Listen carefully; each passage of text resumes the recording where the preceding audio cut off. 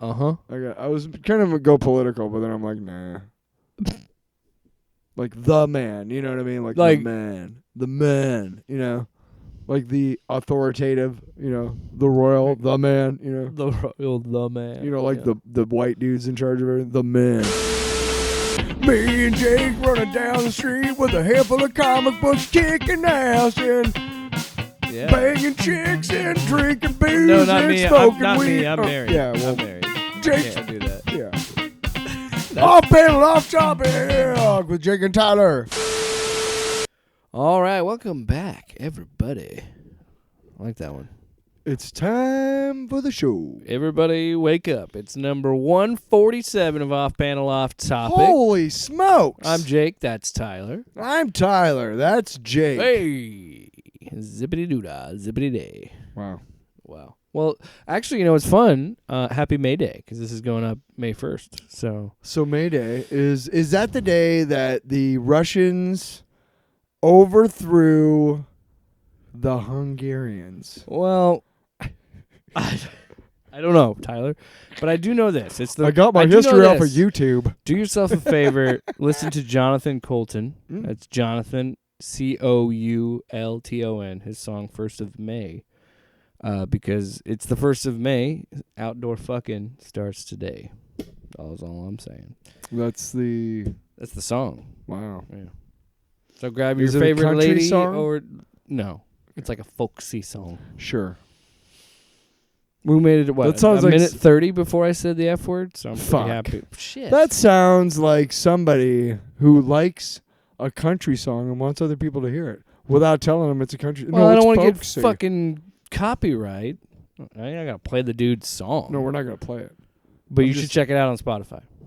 I'm pointing to the fake camera because we haven't done video. What are you doing here? What are we doing here? What are you doing? What are we here doing in with today's this show? Spotify bullshit with this other person here. What are you doing? I It's got a the good Spotify, song. All right. You got me through some hard times. So anyway, got a lot to talk about today. Of course, we're going to be talking about X-Men 97, Episode 7. I know we're an episode behind, but we'll be covering that. You're an episode behind. There's some stuff, interesting news about Amazon's Fallout show. And something sometimes a story just falls into your lap. And a story that was on the Wrap that got posted today about The Rock is really interesting. How interesting is it? We're going to talk about it. Hey. But first, let's talk about a couple things that make us angry. Like TikTok being banned. Not the TikTok. No. Yeah. So last week, the Biden signed the bill that will ban TikTok unless an American company buys it, which makes me say that it's not going to be the end of the app for sure. No, There's too much money. What the fuck are we doing here? What are we doing here? What is this? What kind of fucking stupid alternate universe bullshit fucking whack job? When did the timeline split and we're in the fucking other one, man? Because like this sucks. What are you doing there? What are you doing in Washington? What the fuck are you doing? Hey, listen, the goddamn infrastructure is crumbling. We got racist fucking white supremacist terror groups all over the goddamn country. Everybody's trying to roll back rights on women. But you know what? This goddamn app is what we should be concentrating on. Hey, way to make sure that Trump's getting elected, dickhead. You fucking idiot. Fucking idiot. You're all morons. They should all be voted out. Stupid reactionary, Hey, man, stupid this old, isn't a political stupid show. old white people who have jack shit knowledge about nothing. Hey, I made a bunch of money. Yeah, by oppressing others. Thanks. Yeah. Fuck you. Yeah. That's my rant. Yeah. Go ahead. No, yeah, that was pretty much it. Yeah. We know exactly why you voted to ban it, you stupid fucks. Personally, it was it's just politics. It was an bad politics. It was an easy political win for Biden and the Democrats, and it's a way to be like, look, we're reaching across the aisle. It's the one thing that they're like, look, we can be bipartisan. And I think it's silly. I know the whole there could be arguments made about the misinformation and propaganda, and I'm like, how? It's my response to that. Elon has made it significantly worse on fucking Twitter. So I think Twitter is way more toxic. Dude. Than TikTok is. I fucking responded to a tweet and said men are pigs. I got fucking banned real quick. I did it again like an hour later, and I almost came down with with a week ban. They're like, hey, dickhead, you do this again. And I'm like, excuse me? How the fuck is men are pigs hate speech? Because it's true, A. And B, I see these fucking guys who are just trolling, just scrolling along, looking for some poor soul to fucking prey on, dude. Like, hey, I've been told I'm not very good looking. Can you give me a nice comment? Yeah, you fucking ugly troll. And these fuckers have never gotten even a warning. Not even a warning. And they're monetized. Well, because it's been proven. Fuck Twitter, dude. It's been proven time and time again that these sites profit, like their algorithms profit off negativity and shit like that. And fucking bullshit. So, but I'm just saying, like, you have a way to bring out the worst in humanity. If we're gonna start with TikTok, then it's like this is just the beginning. You're gonna see more restrictions on Twitter and Facebook and things like that, because like, and honestly, I don't even know how I don't know how we navigate social media and shit like that. But I think it's it's a significant blow. There's people that make a living off TikTok. There's a whole, they're gonna have to do a whole new thing and go to YouTube Shorts or Instagram Reels, and like there's a whole different layer to that. And to me, I don't see how TikTok is any worse than Twitter or Facebook or any social media app, any like fucking YouTube. YouTube has proven time and time again they reward fucking bigotry dude. Geeks and gamers and Nerdrotic. Look at how much those motherfuckers make compared to us. Why? Because because they profit off the negative algorithm. We try to come on here and talk about inclusivity and diversity and talking about how representation matters. Two white guys on here talking about, hey man, you know what? Like, this should be a lot more inclusive and there should be and there all this, and we don't make fucking jack fucking squat on this goddamn app, dude, on any of it. But because we don't go for the easy shit, the clickbait, to be really brutally honest, do Jake and I think we're ever going to make a living off this? Not really. Probably not. Yeah. No. But you know what? It's a chance for him and I to get together and hang out. Talk about the nerdy shit we like. We like that shit. Also, because, our schedules are a lot different. But, which, if honestly, while we're doing this, why not take a swipe at some of these assholes who are making this social media landscape such a fucking cesspool? Yeah, right? And that's a different discussion. Of course, for a different day. Right. But I don't know. It's just something we wanted to talk about. And I think, to me, I'm not against some sort of regulations against it where there has to be like a U.S. office or some sort of shit. I don't mind that. But U.S. liaison office, or some sort of thing with it. But like, it's like we were talking about earlier. It's because Americans. It's not an American-owned company, and Americans can't. They can't make money off of it. Well, so what it really boils down to, so somebody in America could buy. Because goddamn it, if somebody's going to sell your data, it's going to be American. Yeah. Well, what it really boils down to is more people are being informed about what is really going on in the world. And I'm talking about basic shit like political, like the crap that's going on with Palestine and Israel and everything. And, basic, the world is changing. There's a flip coming here. And there are a lot of people who are violently opposed to it, like violently. And they will put as much money and send as many fucking foot soldiers your way, either in the form of social media trolls or actual people to harm you. Or just, the rhetoric that they use to harm, people unlike the propaganda you. Of it. But they will use that to as much as they can to stop this from happening. But here's the fucking problem. The only constant in this world has ever been change. And if you have people leading our world and our country that are against change, that is a really fucking bad idea. That's really bad. We should have people in office and who are leading us going, hey, we know change is coming. We're going to be there to make sure that when it changes, that we are at the forefront, A, that B, it's safe, and C, that nobody's fucking, trying to take shit over. Yeah. You shouldn't be banning shit. You should be regulate. God.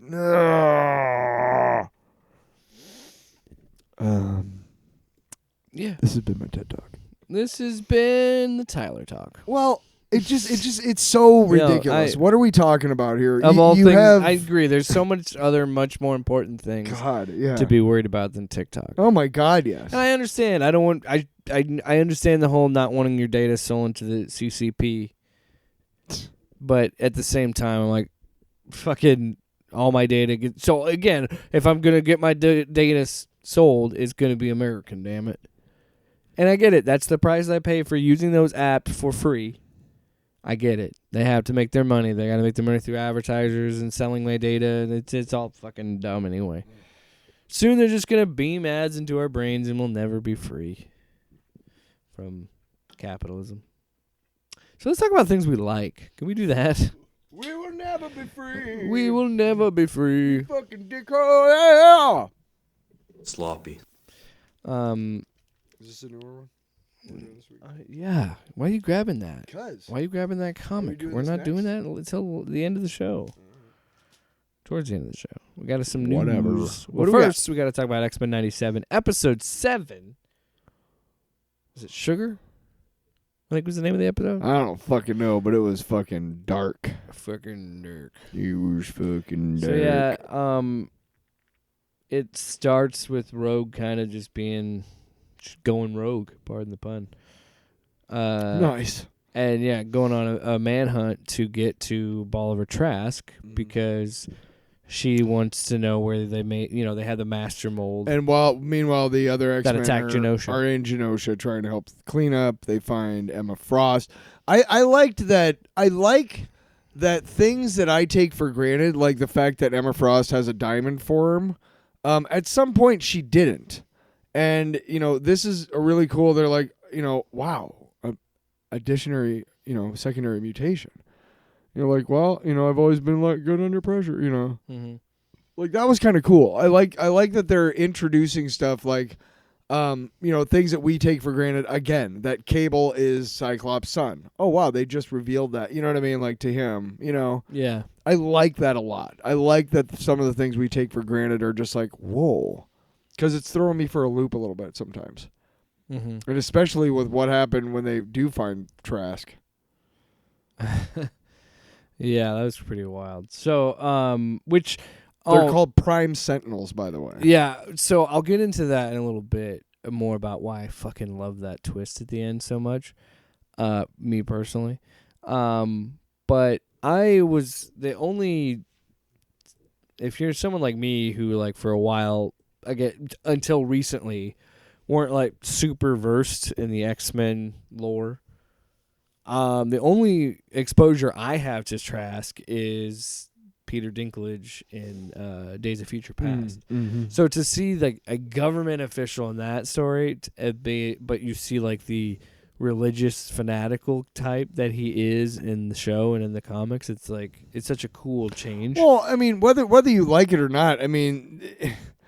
It's a very and I let me before I say this, I want to state that there is no evidence or indicators that show that the show's writers had this in mind or that this is what they intended or whatever.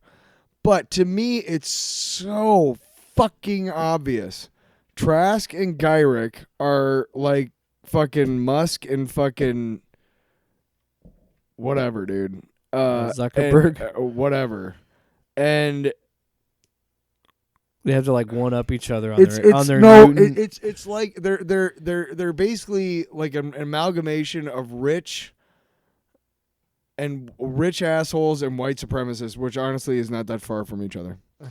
And then the X-Men mutants are anybody who's brown. To be honest. Anybody who's not Anybody's quote not unquote pure or whatever. straight white. Let's be honest. What is going on in our world right now is that there's a bunch of shitheads out there, dude, who are saying, "Hey, I'm white." Yeah, you're afraid. You're afraid of what's coming, and that's fine. I'm not. My favorite part of this episode is when Beast is talking to the reporter. I can't remember her name. Yes, Tilby, when he's talking to her, and she's pretty much saying, like, maybe Genosha was too far, like, doing this whole United Nations thing. Maybe you guys should have waited. And then him to just throw it back at her face, like, even after they're walking around a literal fucking war zone. Graveyard. A mutant graveyard. And she has something, and it's, like, such a great moment of him just being like, I'm sorry we had to put a fucking timetable. He didn't say fucking. But I'm sorry we had to put a timetable on your tolerance. Yeah. Which was like such a good line because it's true. It's like, fuck you. People, there are so many people in this world. We are naturally afraid of the future, and we're afraid of the unknown. We're scared of things we don't understand. Of course. And there are so many of people in power right now who are preying on you. And so many of us are letting them, and it's just shut up. Well, stop it. It's a great moment to. But it's a great moment to see someone like Beast who is generally the cooler head. Yeah, and in the group, and he's like, usually the one. Yeah, that's always the straightforward. He's almost the anti-Wolverine. He's a logical almost guy. Right. He's rarely impulsive. Not that Wolverine gives into his impulses like a lot, but right. They're both hairy. They both kind of got the same kind of hair, right? Yeah. But have him even being like, it's just like we talked about before we recorded, which is like mindfulness and like that moment of him trying to be like, step outside of yourself for a fucking second because you don't understand because you're human. Being like, look at where we are and look what happened to my people, and you have the audacity to say, hey, wait, maybe we should have slowed down on having you guys be a part of the United Nations and be protected by the UN. We talked about the bear or the man question, and one of the things I've seen on Twitter a lot is these pieces of shit responding and being like, well, a bear will kill you. Like, look. I don't want to get into that rabbit hole. I'm saying this, like, it comes down to, do you understand what it means, or are you willing to accept that things happen to other people even if they don't happen to you? And the mutant thing in this universe of the cartoon and general in the comics has always been about, humans not understanding what it means to be mutant. And it is a simple allegory to a straight person not understanding what it's like to be homosexual, a white person not understanding what it means to be black, and so on and so forth. Yeah. So it's natural that, like, it just happens to be an allegory because this fucking world right now is just so on the edge of that all the time. How did we get back to this? And like, and I'm glad that there's a show out there that's holding a mirror up to us right now, because we should be. And like, honestly, man, I this show, I had high hopes for it, and it's exceeded, blowing my mind, so many expectations. It's so good. What I like about it, and I talked to my brother about Revenge of the Sith way back. And we weren't super big fans of the first two, but Revenge of the Sith is pretty fucking dope, right? Because it's kind of cool watching him, and then the whole fight with him and Obi-Wan at the end or whatever. We didn't really. The prequels have their moments. I talked to my brother about how much there was something about the prequel movies that I liked, even though I knew how they were going to end. They're going to end with Anakin Skywalker becoming Darth Vader. That's the porn right? parody. Yeah.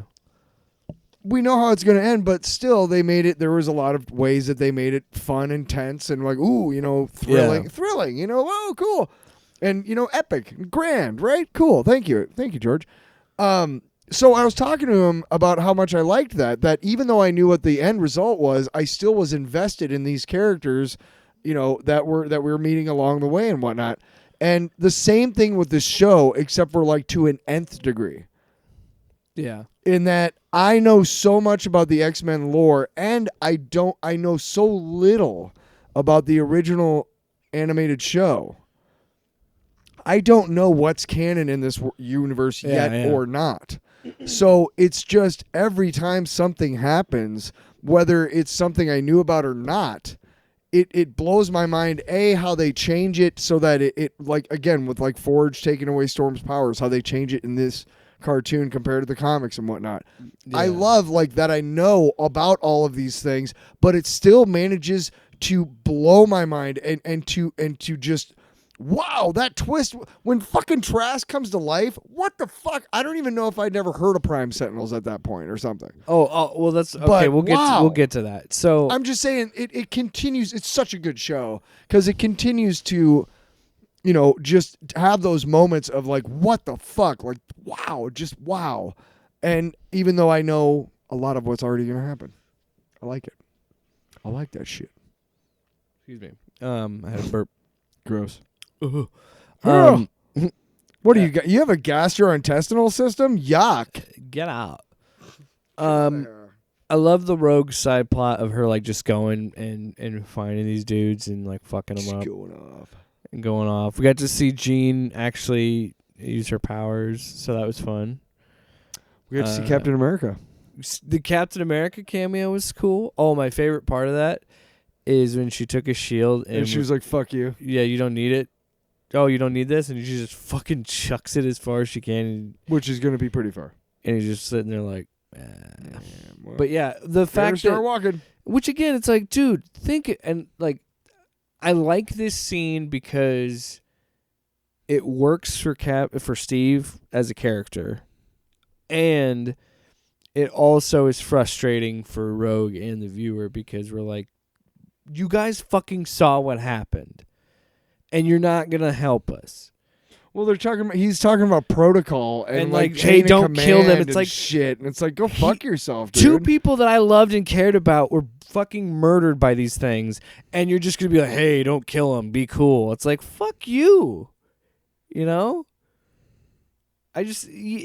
like, again, it goes back to the theme of the show, the theme of these characters, and what it just works so well is that driving factor of like, Jesus, man.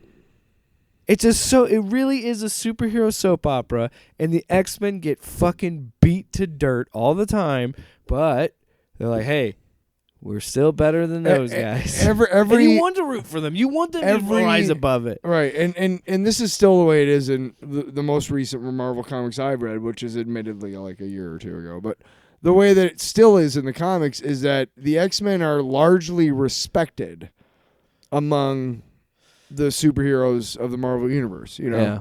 But that's about as far as it goes. There are some friendships, that transcend like the X-Men moniker. Wolverine and Cap went to war together.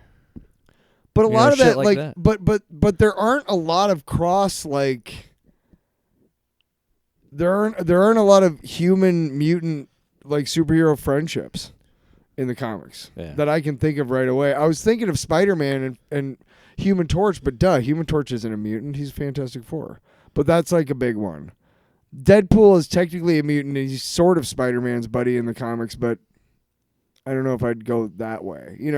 It seems to me that they're always going to be outsiders. Yeah. And they just have to be, not just because the other heroes think, well, there's something different about them, but they have to, because of the very nature of the universe that they live in and the society that they live in, they have to be aware and vigilant of the fact that they're different from everybody else. And it's also... I'm a mutant, you're a human. I got to know that. It's also funny because whether or not it was Stan Lee and Jack Kirby's intention to make it an allegory about civil rights and things like that, it naturally progressed into that because of their own laziness. Because...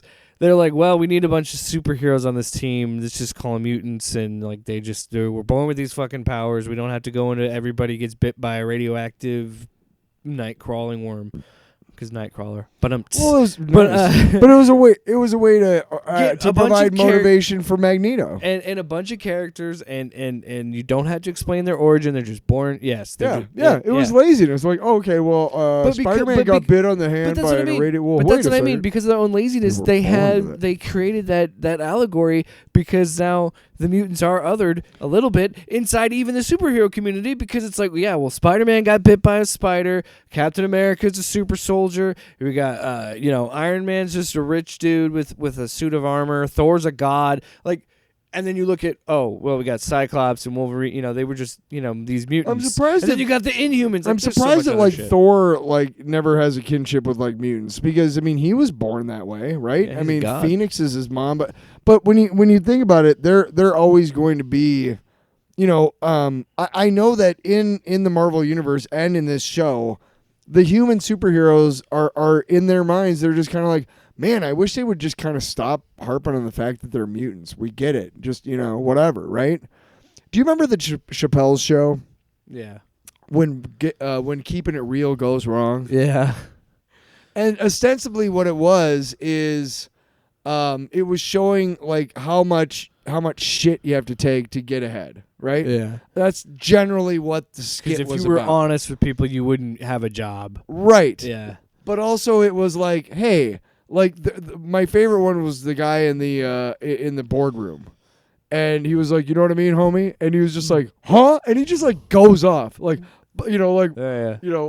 bark, woof woof, and just goes off, right? Goes street on him, and then he gets fired from the job and whatever. He was just about ready to get real goes wrong. right, and he's an idiot, right? Because it's like, why he meant nothing by it, but because you had to be like, you know what I mean? And that's a lot like the way mutant heroes are viewed by other heroes in the Marvel universe, in the comics. It's like, great, here's Wolverine talking about how hard it is to be a mutant again. You know what I mean? Yeah.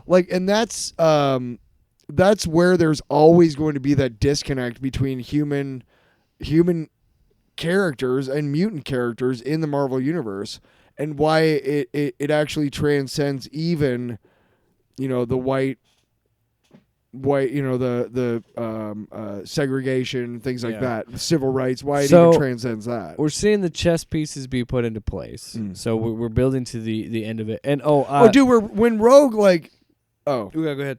I was just gonna say, when she dropped him anyway. Oh my God, that was so good. That was a twist that I didn't see coming, because and again, they've killed people in the comics, but both not Rogue really. Both can be Wolverine. true. Both can be true. What she did was wrong. Yeah, but Wolverine, felt pretty good. But Wolverine says, she was pretty fucking justified. Felt pretty good though, right? But then him to levitate up, and then there's another twist. His head coming is spun at me. around, and so his body turns around. I'm like, oh fuck, is he with the adversary? Is that what it is? Oh yeah. Well, the big rooster thing, big owl thing. No, yeah. I was thinking that, and then his eyes start glowing, and he turns into and I'm like, oh Did you my see, God. Okay, I watch my shit with subtitles. So when there's noises, whatever, it'll describe them in parentheses. Yeah. And while I was watching that, during that scene, it was bones cracking. When he was turning around and shit, and it was just oh, how fucking grotesque. Yeah. How. So it made me visceral. When we go, oh shit, that's awesome, was how much of a deep cut it is of Sentinels, because I knew, and this is what you and I were talking about, both of us having enough knowledge of the lore, and having kind of fresh eyes on this show. Funny enough, I knew about this because shout out to the Marvel scripted podcast, Wolverine: The Long Night. Because spoilers, if you haven't listened to it, you should. It's great. But the big twist ending. Do we have pizza time still? No, never mind. Good. The big twist ending. So it's like a crime procedural. It's like a Serial, those kind of podcasts. Yeah. It's an investigation. There's a whole bunch of shit. But at the end of it, the two cops that are investigating the whole case, that it's Wolverine is implicated in a murder or something, and they're trying to solve it and all this shit. This final confrontation, Wolverine attacks the guys, and the guy interrogating him, or they have a fight because he goes, I could smell it. You're a sentinel, bub. And that was so to see that also show up here in this show. It's like, oh shit. Okay, so we're digging deep in this shit. Like, so right. So I'm not fully versed on Bastion because we'll get to that. But I want whole thing. Yeah, we'll get to the end stuff. But I want to discuss Bastion because I'm not well versed in him.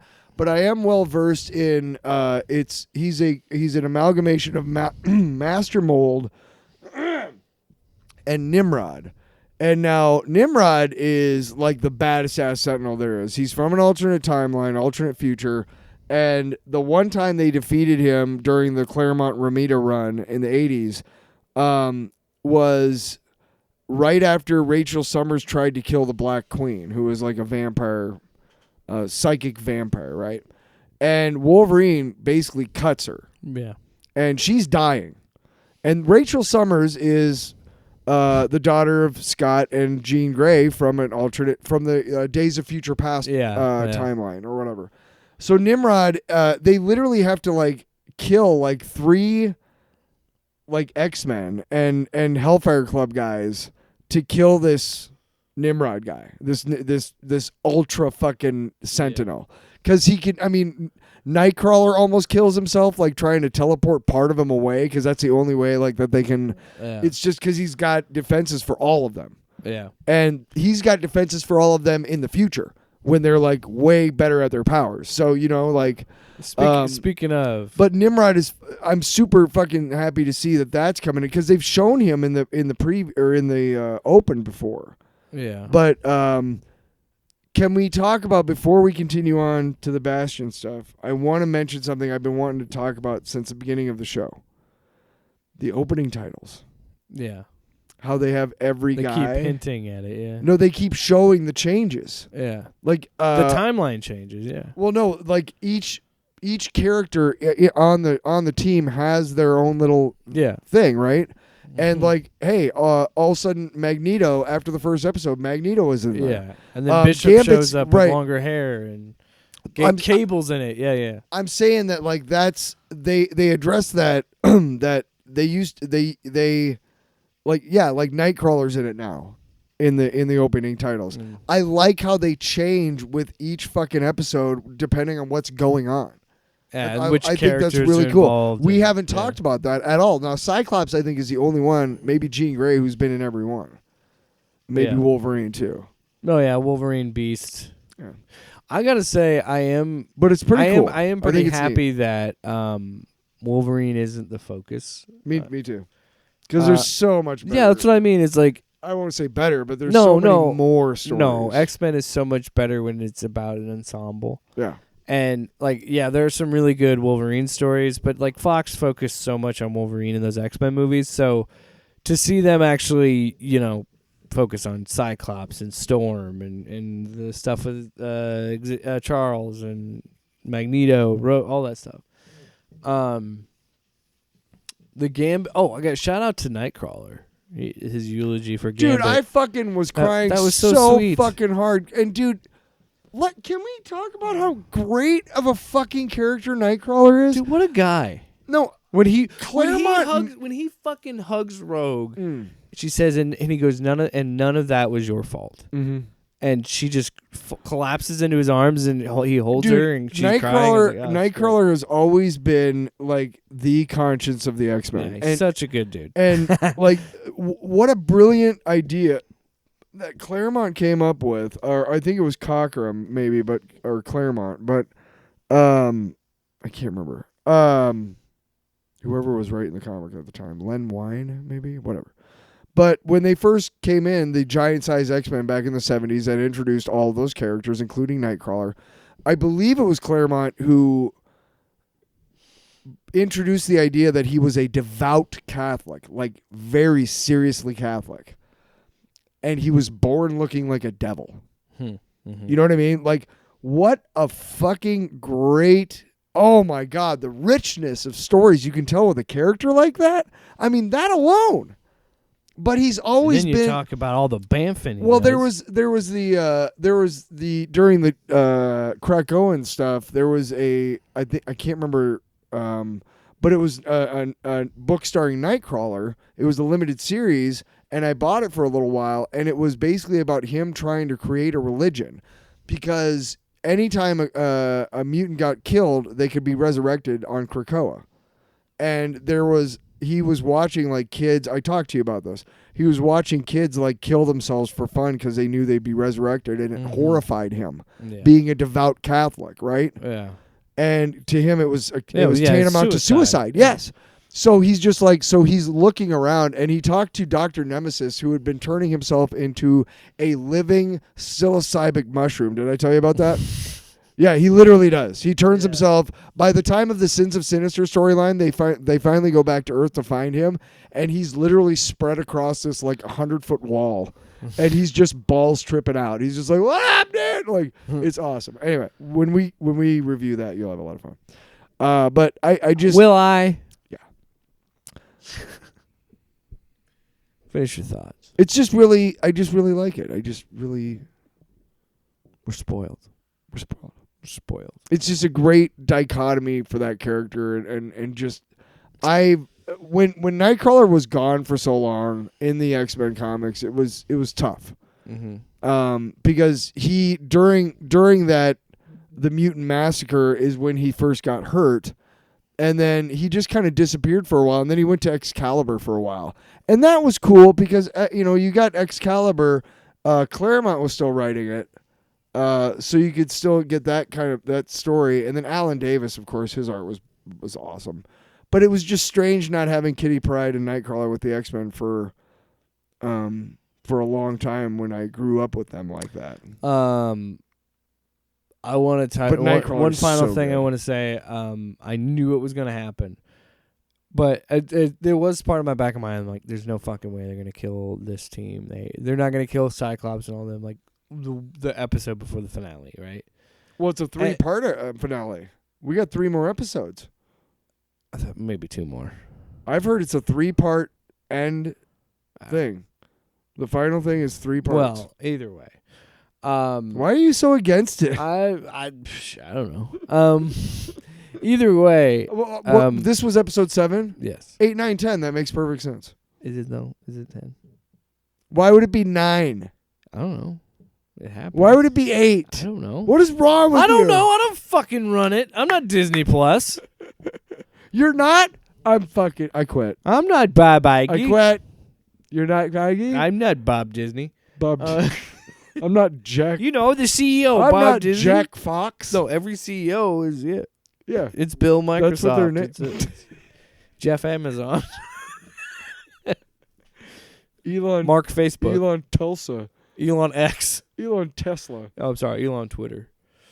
Yeah, fuck off with that X bullshit. Fuck off. Fuck off. I love the videos on X though. That's great. X videos. Can we move is great. on? Yeah, me too. Let's move on. You know what? I'm like I caught it. months late to that joke on this show. That joke has been made several times over. Let's go. Hey now. Anyway, Excited. yeah, it's I can't wait for fun. tomorrow. Every Wednesday. I love Cable showing up and saving his dad and being like, let's spare the weirdness of Hey, this dickhead, dad. we gotta fucking go, Dad. Love it. Every Wednesday. You're not my mom. Every Wednesday, I wake up and I make myself 10 pieces of bacon 10? and 3 eggs every What? Wednesday, Good God, and Rocky 3 Balboa. eggs, and 3 scrambled eggs, 2 pieces of toast, and a lot of coffee.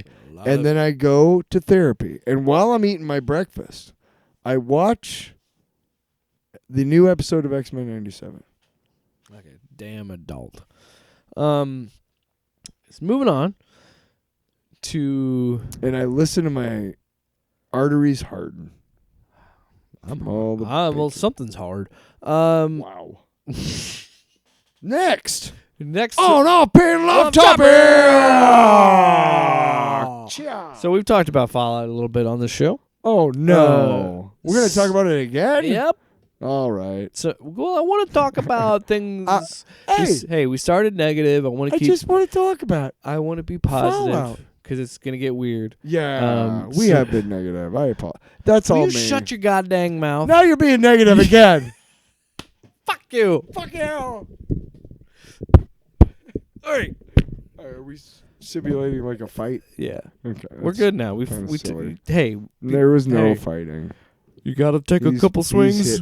He's hitting his microphone. Whoa. You'd be a terrible pro wrestler. Way to just fucking pull back the fucking curtain, You ever heard of kayfabe, you what bastard? the fuck? There goes our audience. It's like, yeah, well, They know it's not fake or real anymore. I don't listen to fucking liars. It turns it off. I'll put up with the singing and the swearing and the absolutely no direction of the show. But when you start fighting and it's not real, fuck you guys. You need to fucking hit each other. You fucking hit each other for real. So anyway, let's talk about It's called off panel, off topic. Fuck off.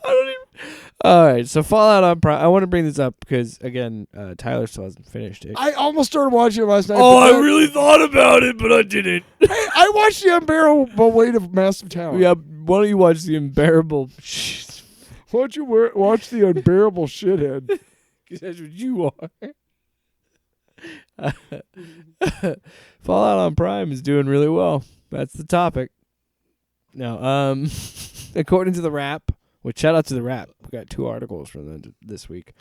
Fallout has hit 65 million viewers on Prime, which is, I believe, a Prime record. So that's a big deal for the platform. I bring that up because it's a couple things, and I've mentioned it. I'm pretty sure I mentioned it on the Fallout episode, but it is kind of surprising to me that Microsoft and Bethesda did not capitalize on this. And I think that they really, and I truly hope the success of this show wakes them up to be like, hey, this is still a very valuable IP. This is still a very passionate fan base. They really liked this show. Let's use this for some momentum. And it's like, yes, they just released the next-gen update for Fallout 4. I've been playing Fallout 4. I've been enjoying it. They do stuff with Fallout 76, but to this is to me, this shows that, one, again, also it also shows that this is such a popular IP that it can reach people like you that maybe will never play a Fallout game but be interested in the property, at least to check it out, and again, I've mentioned on the show about numerous people that I've talked to that have never played the games that really like the show. And I think this is a wake-up call for them to be like, maybe Bethesda Games Studios, maybe they don't need to work on Fallout. And they can give it to somebody else. Because this is, Microsoft should be doing more to make a new Fallout game. Or at least remaster the old ones. And so it gives us a little bit something. Because back in the day, Fallout 3 came out in 2008. Fallout New Vegas came out in 2010. There was also DLC, which was, that came out periodically. And then 5 years later, you had Fallout 4. It's been 9 years since a single-player Fallout game, which is crazy. That's pretty fucking stupid. That's what I think. But what the fuck do I know? I do want to say positive. A couple things. I am grateful for what the show has done for this franchise and brought in all these people to come see it and get eyes on it. I'm glad. And again, the sales have been through the roof for Fallout 4, and all these Fallout games have been selling so well because of the show. And it's like, God, you guys missed a big opportunity on that. And again, I hope this gets more people to it. But dude, and that's another thing. Fallout fans buy shit. We like shit from that world. Like, you know how many products... It's cool looking shit. You know how much... Exactly. Because it's like Bethesda doesn't understand how cool of a fucking universe Fallout is. And not selling it more. How do you not know? I would buy the shit and I didn't even play the game. But the Nuka... Like, I literally bought that Jones soda. Yeah, thanks for saving Nuka me Victory. I bought that because I collected the caps. Because it's like, of course, I can collect the bottle caps in real life. But, I mostly wanted to talk about this because I'm excited. They announced last week that they are going to have a season 2. Obviously, I mean, when you have 65 million viewers, how do you not? Can I ask you a question? 2? What? Since I haven't finished the season yet, and I may never. Sure. If the show ended with this season, would it make sense? or did they Yeah. did they leave it open ended enough? Yeah. I think Because sometimes they'll set and you already said yes. Okay, I But can what explain it No, without spoiling. I just want to say, like, sometimes somebody will set something up for like a Yeah. continuation, and then nothing happens. Like they leave it, like Deadwood, the final season of Deadwood. They set up so many fucking storylines to be resolved in the next season, and then just died, just canceled. Right? Yeah, it's not like that. So This think is what I was wondering. Is like you want to be good about for it. me, the way that this is constructed, yes, there is a big there is a cliffhanger at the end of it. But if it were to be like just one season, I feel like it's a pretty well self-contained story. Are there cliffhangers for storylines? Yes, but you could also just be like, oh, it's just another story in the wasteland, you know, because of how open-ended the games themselves are. You could do shit like that. But I'm glad that we are getting a second season. That we're gonna get, because I liked all those characters. I liked Maximus. I liked Lucy. I liked the Ghoul and Cooper Howard. I like all that shit. So it's exciting. I'm glad that so many people are watching it. Because we're doing the opposite of gatekeeping. I'm opening the gate. I want everybody in on this because this again, it is that theory and that truth of cool is cool. Like people, if it is like. If it's presented well enough, you can get anybody to get interested in this stuff, and you don't need to play the games to enjoy something like this. And it's showing with 65 million viewers. Mm-hmm. One more piece of news. Coming down to you, and if you don't like it, then turn off the pod. Wait, what? Don't do that. Don't do that. Don't do that. Don't do that right now. So, I also want to point out that except for the 2 hours that I had. In the last 3 days to just chill and watch Unbearable Weight of Massive Talent. I have been rearranging my room so that I get more space to record stuff. And so when I'm doing that, I need to have stuff on the TV that I don't need to pay attention to. So like Night Court, Newhart, News Radio. It's like 3 of my favorite shows start with the letter N. Look at that. Wow. Interesting. Weird. Okay. So the next piece of news also comes from the Wrap. This again, we're recording on Tuesday. Okay. And this is going up on May 1st, but this just came. Oh, God. I think I squished my balls. So some interesting news has leaked to the Wrap about there's a report. So The Rock and $7 Productions have a Christmas movie coming out with Amazon MGM. Wow. That's exactly what we did. Red One. That's what it's called. God. And okay, let me guess the premise. Sorry, I had to sneeze. Gross. Ew. Bodily functions. Oh, come on, stop sneezing. Let me guess the premise based off the stupid title. I know, but I want to guess it. Okay. There's a guy who accidentally takes Santa Claus out, but he's like a action guy, and he's got to deliver all the Christmas presents in like a rocket ship. So stupid. No. Santa gets kidnapped in this one. No, for fuck's sake. And The Rock is a part of the elf. So Red elf One team. is like Air Force One. Okay, I get it. Yeah. Coop. My dog's losing his shit right now. Cooper. What the hell? Cooper. He's fine. You got a sock. I don't want to eat my sock. He's interrupting the recording. So yeah, he's a part of the elf team, which is extremely large fuckboy. No, what the fuck? Could you imagine? Extremely large and formidable is what the elf operatives are. Really? Yeah. I'm also gonna punch myself in the face. Chris Evans is also in this. Okay. Yeah. So this movie got delayed. It was supposed to come out last year during the Christmas season. It got delayed until November of this year. They're saying a lot of it happened due to the strike, which could be true, but Sure. you know. Or it could just be a shitty movie. But there's some. Is it a shitty movie? I don't know. It's not out yet. Good God! But you're just gonna sound like it's stupid because we're gonna talk about. There's more in this article that makes me think that this movie's not very good.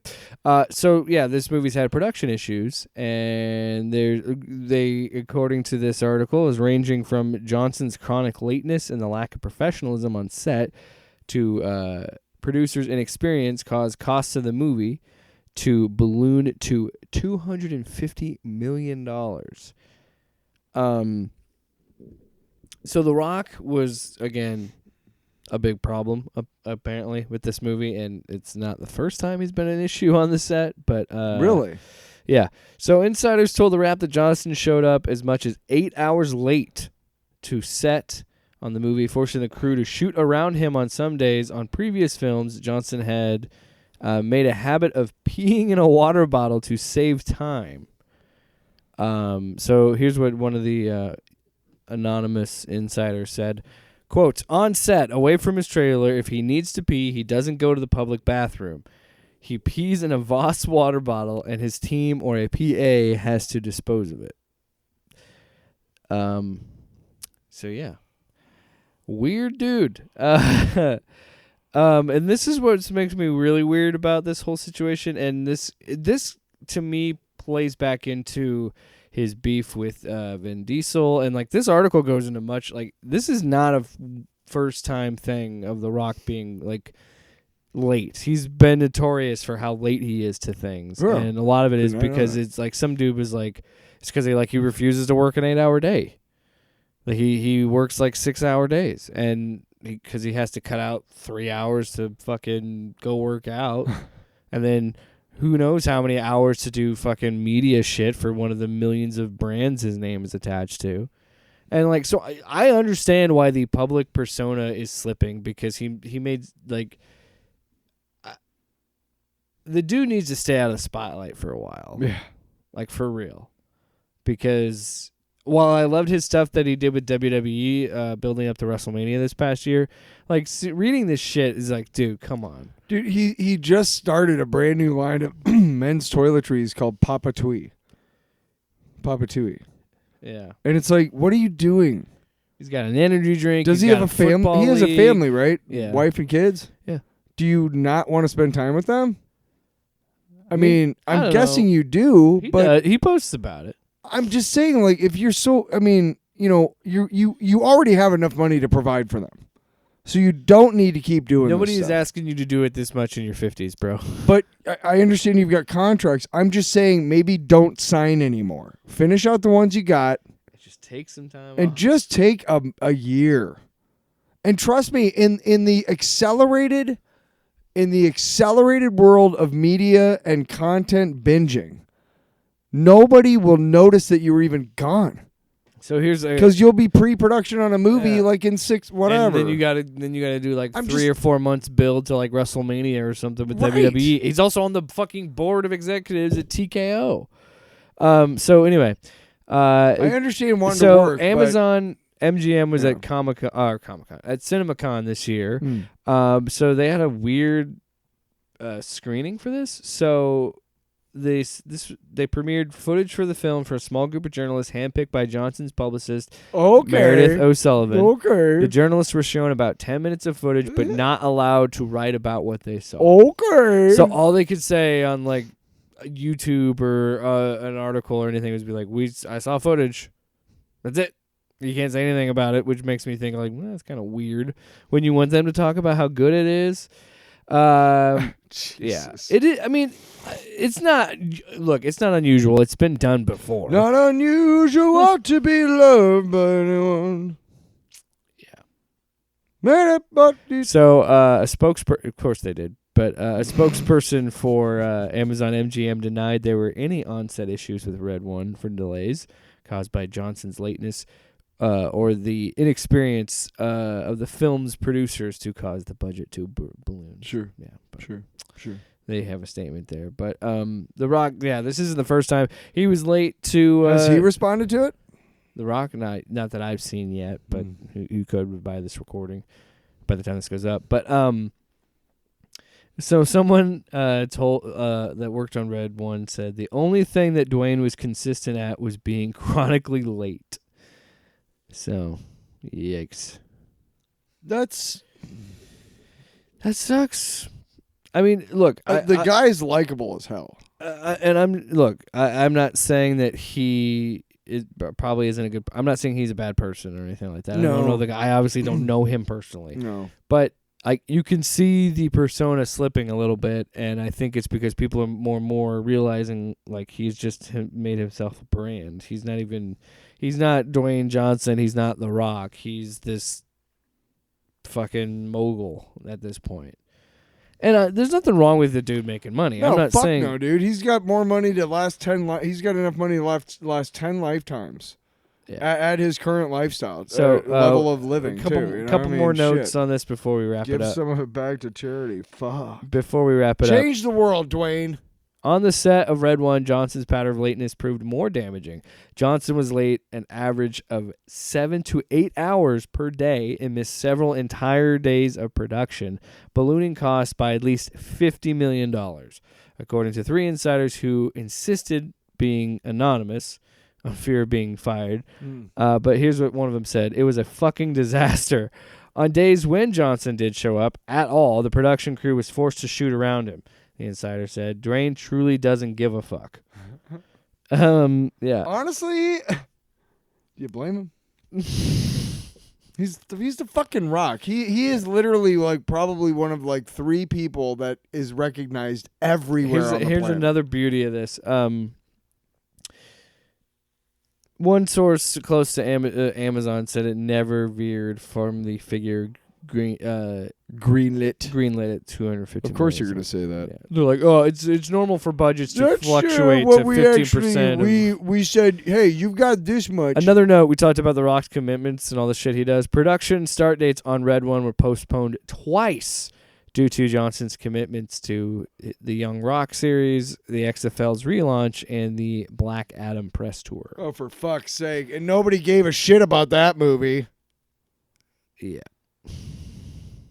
Yeah. What a shit show that show was. What a shit show. What a shit show that show was. What shit. a shit show. What shit show that show was. Shit. What a shit show that show was. Yeah. Shit. Shit. Shit. Shit. Show. Show. Chill.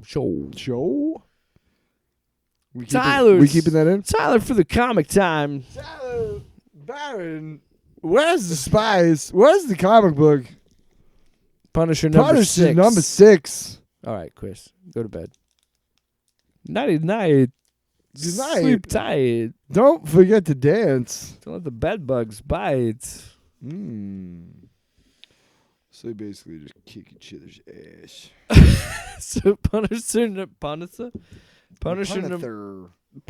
6 by Jason Aaron, Jesus Zayas, and Paul Azuquita.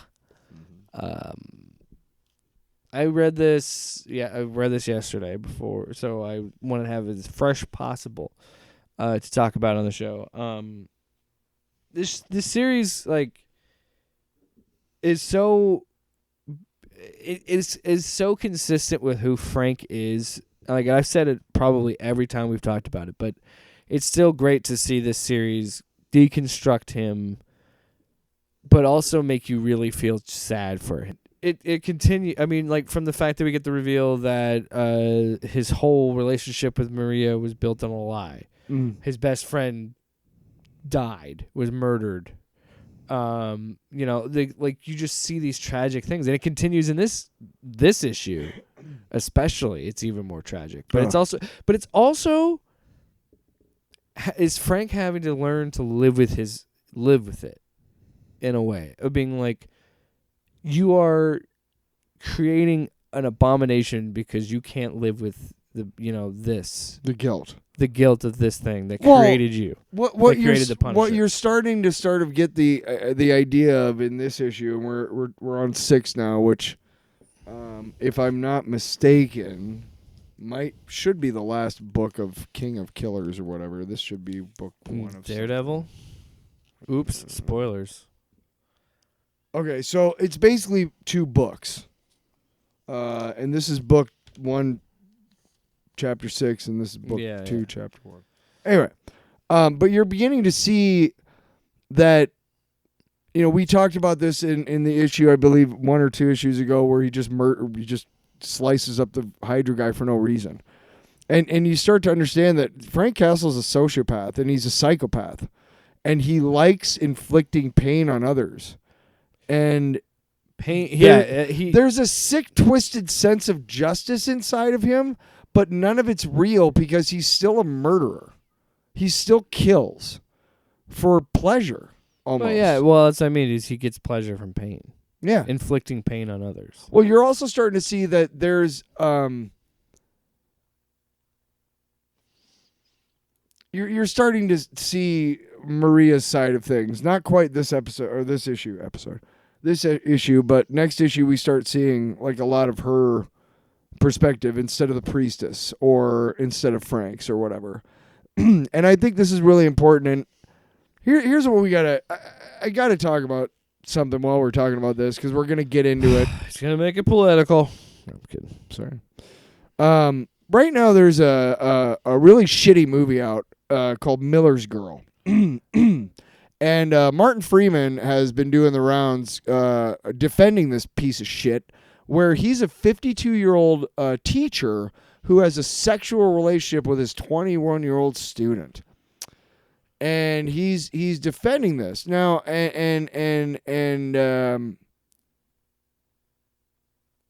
we're starting to see a shift in the attitudes and how we view relationships between men and women. In the past, you till death did you part and stuff.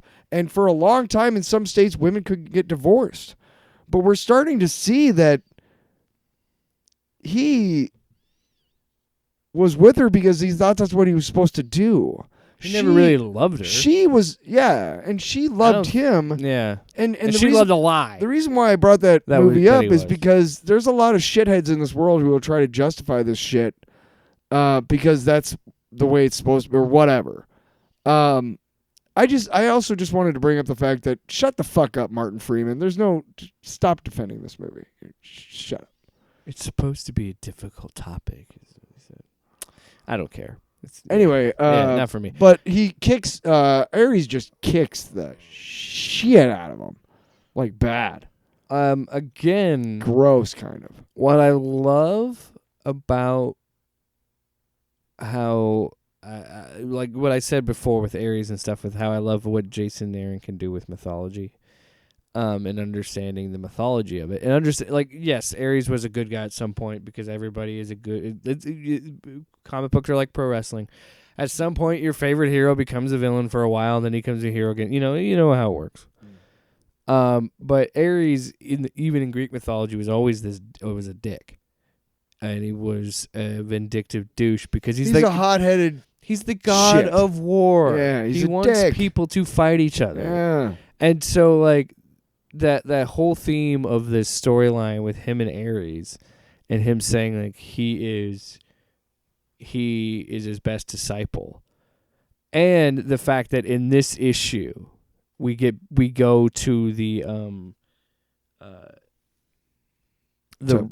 whole the continued Greek myth of like the usurping of the son usurps the father, because in this issue Ares says you were like a son to me, smashes his face in and says the fall of the sun or something like that. I can't remember what it was. But the point is that like even then in that moment it plays to the tradition of the Greek tragedy, the Greek myth of like we know that it's the Punisher's book, and by him saying that we know Ares, who he views Frank as his son, is usurping him, which is like classic Greek tragedy. Right. I fucking love shit like that. Yeah. Like, look, you can have your gritty, and this is another reason what I love about this book. It's in continuity. So you can have your Garth Ennis, fucking Punisher Max, gritty Frank Castle. He can exist.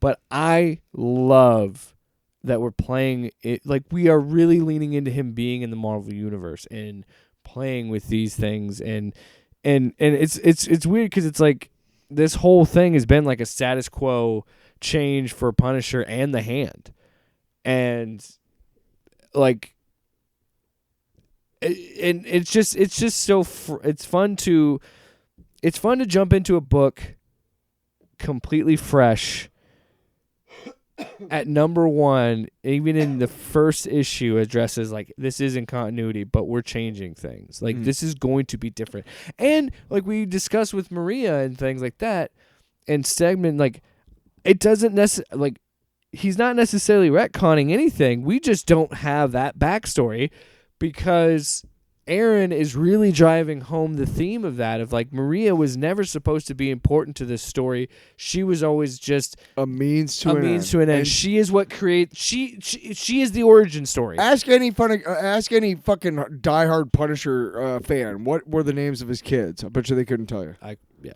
But and that's the thing, and it playing with that, and by even going further into that and saying like maybe Frank and Maria weren't meant to be.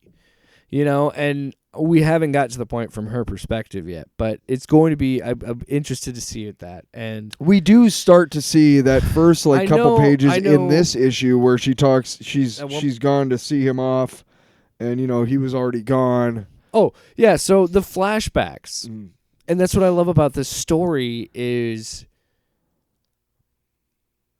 It's just.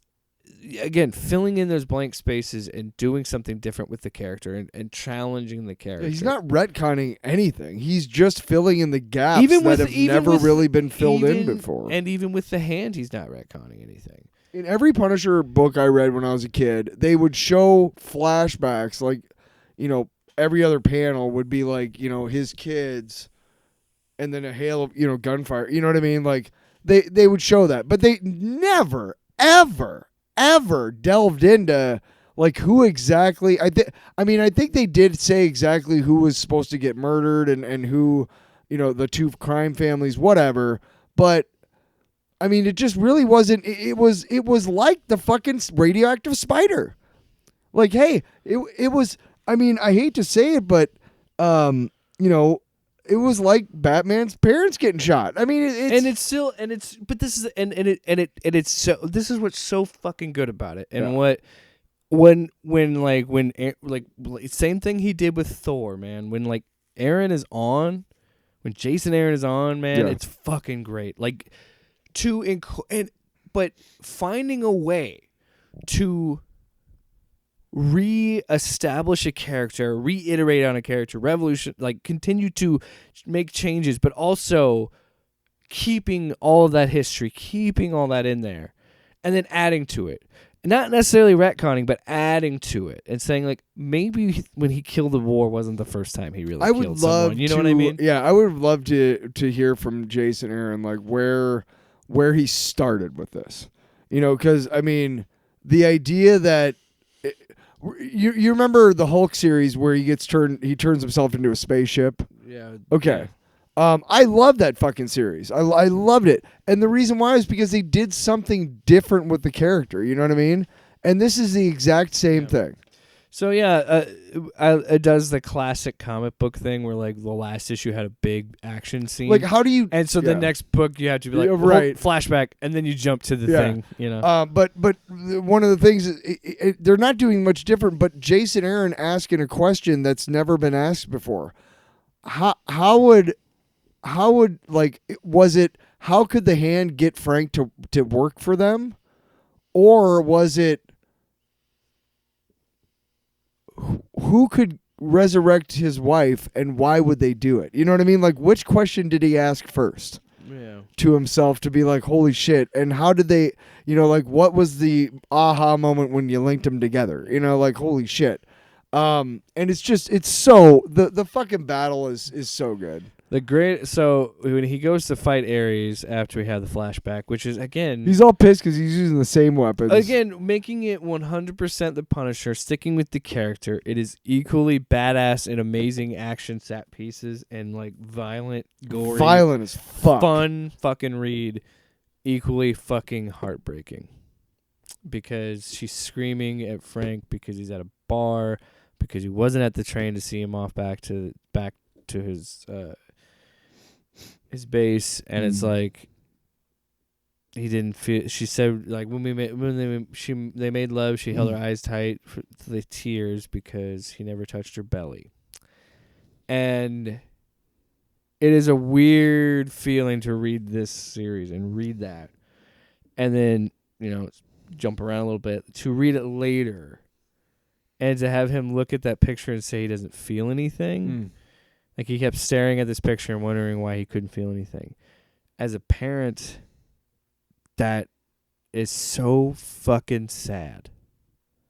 That is tragic beyond. And again, is Aaron making a statement on the archetype of it? He didn't even care about that kid. Because none of it matters. Because he was always going to be the Punisher. Because he was always a killer. Like, yeah, he needed the catalyst. And to have him just fucking put that stamp on it and again, it's the confidence with how he writes this, and he's like, this is the definitive new Punisher story. Well, and it all started for a fucking logo. let's talk about Sorry, I keep throwing the book around. I'm so excited about it. Oh, it's fine. But let's look at the Batman mythos. Started way back in the 30s. There was a lot of orphans in media. Little Orphan Annie.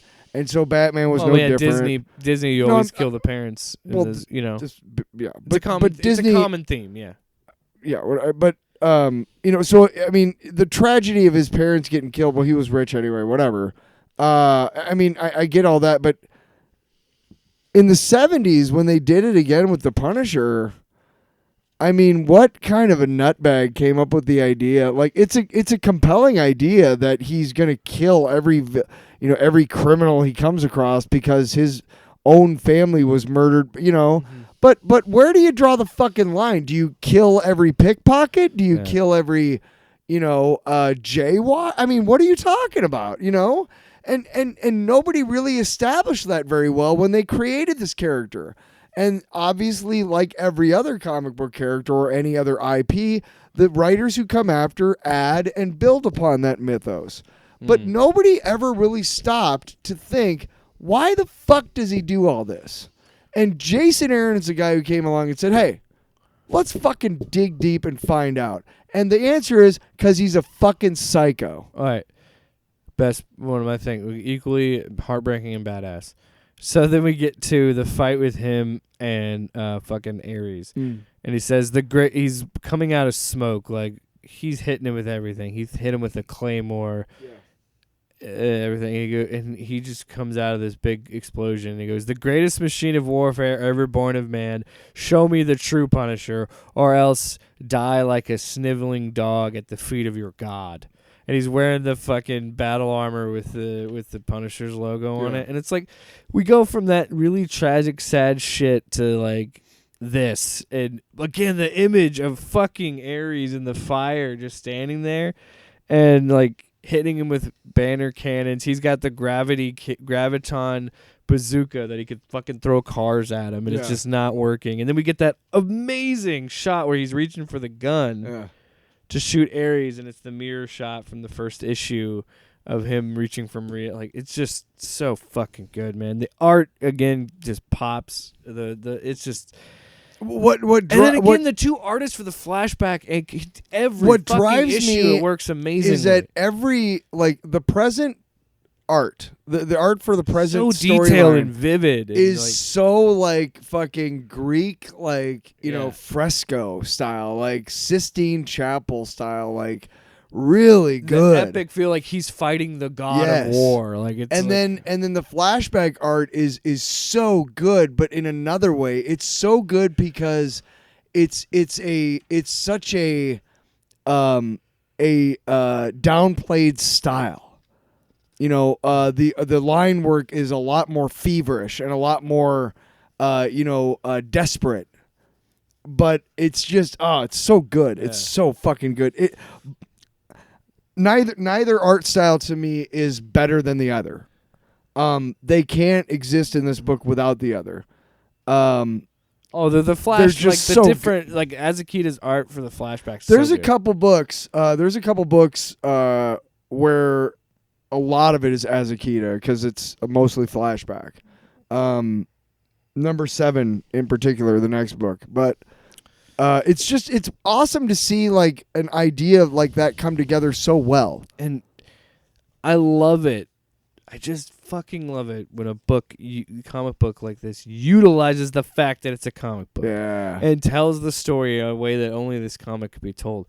So the panel on the left, as you lead left to right, where he's punching Frank and punishing him for his sins of helping the hand and being against his god, and it has flashbacks, and then when you were hiding from me, it shows all the flashbacks of the hand being in his backstory and his history, and then him saying, "No, that was not them, that was me.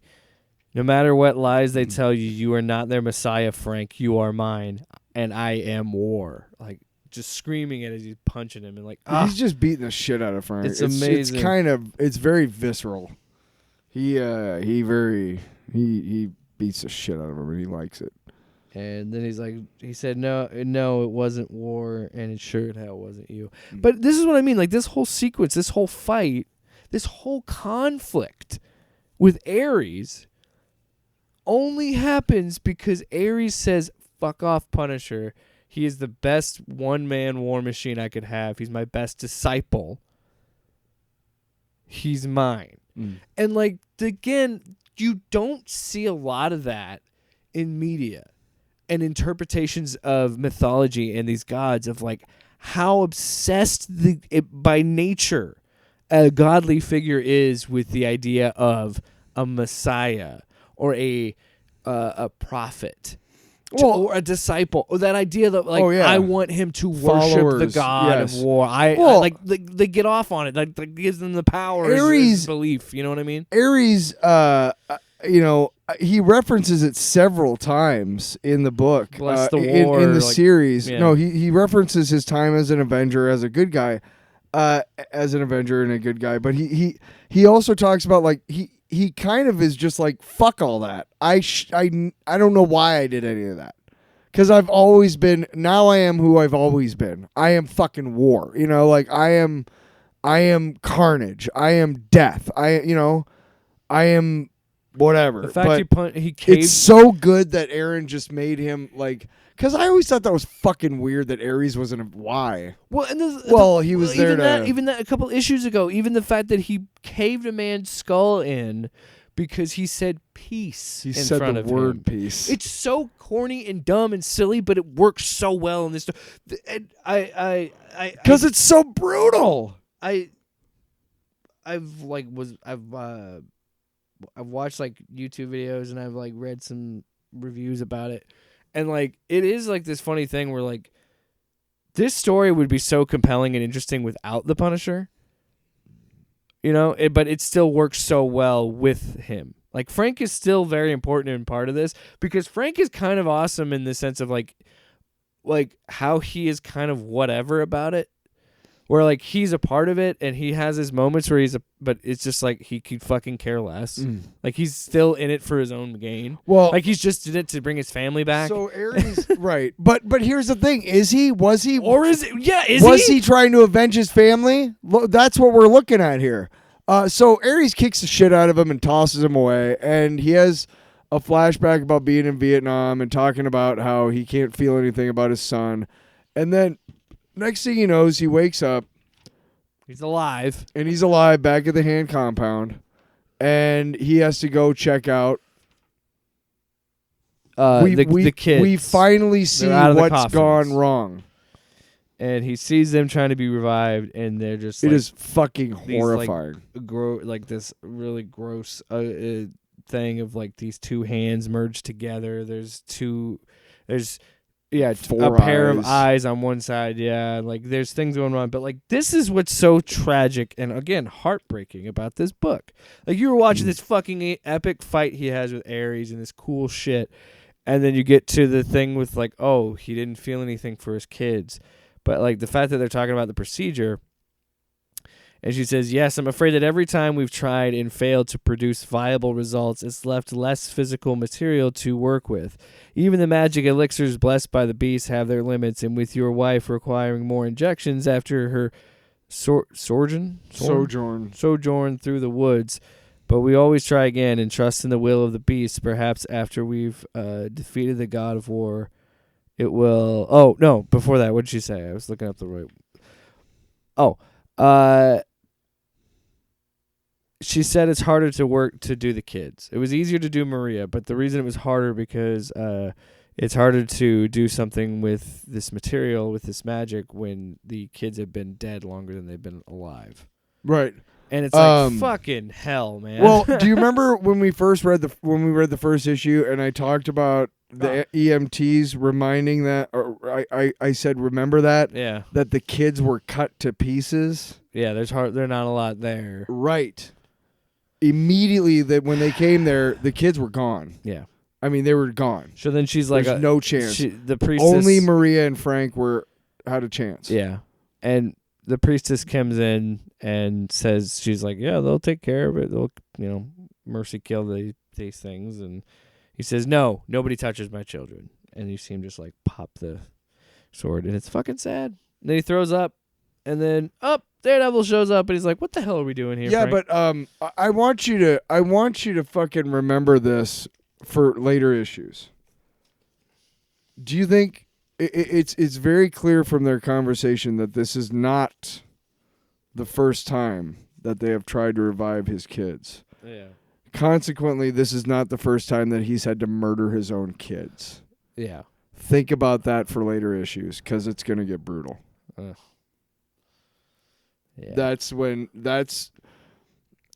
The idea is that we're deconstructing this because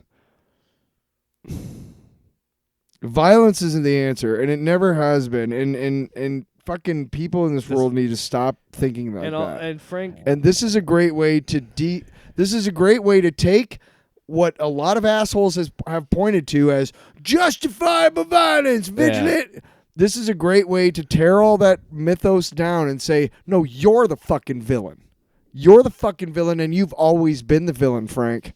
You're the villain. Because you're a killer. All of this is because you're a killer. You're just who. Yeah, you've always been this way. And I'm really excited to get more into it because basically we finished the first book. Yeah. So that was issue 6, and we're coming on to issue 7, and also, there's another 6. Also, props to Aaron to not have Frank kill Ares in the 6th issue. Because I was thinking 12 issues. I'm like, so we'll end the Ares arc, and then we'll have another arc. And it's like, okay, he didn't kill him in issue 6. All right. I have been really, really good at reading just the issues before we come over with the Punisher. You remember I was skipping ahead with Defenders, with the Defenders book, but I couldn't remember. It was issue 3 or 4 where I was speculating that the first 6 are his battle with Ares, and then the last 6 are his dealings with the rest of the Marvel universe. I still maintain that, although let me kind of adjust to say that Ares may very well be in the entire 12-issue run, or at least the first 10, because obviously you can tell from the end of this issue they're not done. They're not done. Yeah. There's more to come between the Punisher and Ares. And how does that end? We don't know. We'll find out together. The cover of the next issue. Oh yeah, with the come on, that's fucking cool. Punisher and Daredevil hanging by hooks of the beast. Hooks of the beast. Hooks of the beast. Well, this is tying into Chip Zdarsky's Daredevil run at the time. Yes. So, yeah, which is interesting. That they kind of tie in or whatever. Again, I wasn't reading any of that shit. I've heard nothing but good things about. No, me neither. But I couldn't read more than a couple books at the same time. Oh yeah, I want to go back and read Chip's run on Daredevil for sure. But put it away, man. Don't touch it. I'm looking at issue number 7 right now. It's on my hands. I don't know why I'm going Elvis. Yeah, because you know what, Punisher. Hey, man. He might be Frank Castle, but I might be the Castle of the Frank. Elvis Castle. Calvis of the asshole. Calvis of the asshole?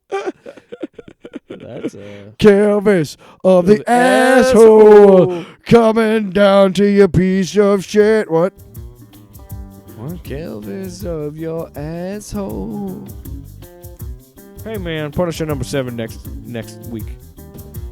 Wrapping up talking about X-Men 97. Maybe some more news about The Rock being late to things. You know, imagine being so late to your job that you cost it $50 million. Yeah, but he's not Potentially. We paying don't know that. that. He's not paying that money. That's a drop Look, in his bucket. I understand that, but you know, I don't believe after when you first told me about the story, I was like, oh fucking, you know. But when you tell me why, yeah, we're not done talking yet. Whoa, just hang on. Give it a second before we start playing it again, okay? You fucking dick. When you first told me the story, do you have to start it over? No, I was just gonna start playing it when you started talking. When you started telling me about it, I was like, oh well, that sucks You know what I because you know said? what. Fuck you. When you started telling me that story, I was like, oh, that's too bad because I like him. But then you started telling me about like why the reasons are that he might be late, and it's like, well, clearly the motherfucker just doesn't know how to say no to a business opportunity, and also doesn't know how to take a second. Yeah. And it's not like he grew up poor. Well, maybe he did. I mean, but his dad was a professional wrestler, wasn't he? Maybe. Maybe not. Maybe fuck yourself. Off panel, off topic with Jake and Tyler.